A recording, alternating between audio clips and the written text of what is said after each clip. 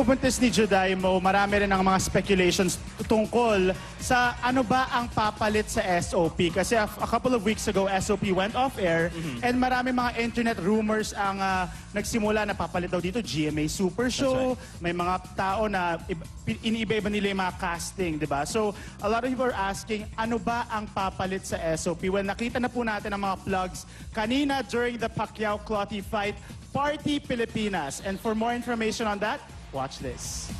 SOP, papalitan ng GMA Super Show? Bago pa man ang farewell concert ng SOP, kumakalat na sa internet ang mga logo raw ng bagong Sunday musical variety show na magiging newer version ng GMA Super Show. Iba't ibang opinyon ang nabuo tungkol sa sinasabing pinaplano ng GMA Network. February 24, lumabas ang report na to sa pep.ph na nagsasabing hindi GMA Super Show, kundi Party Pilipinas ang papalit sa SOP.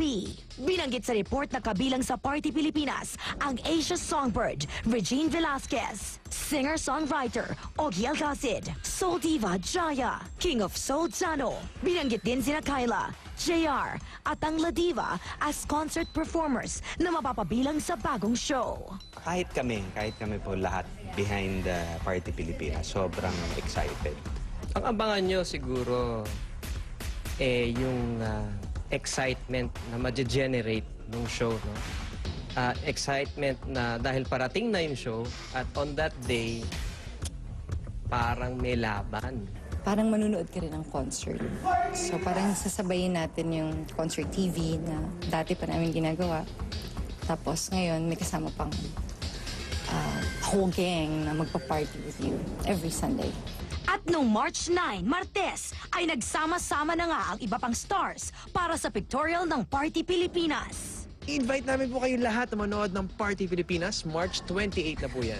Yes, Sunday po yan, March 28. I-mark nyo na po sa inyong mga calendars dahil magpa-party ang buong Pilipinas. 28 na! It's gonna be a party!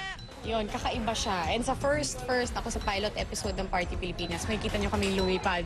Maraming pang nakatakdang pictorial at OBB shoot para sa Party Pilipinas. Patuloy na tututukan to ng Showbiz Central hanggang sa simula ng pinakamalaking party on Philippine television, ang Party Pilipinas. Mga taga-Showbiz Central kasama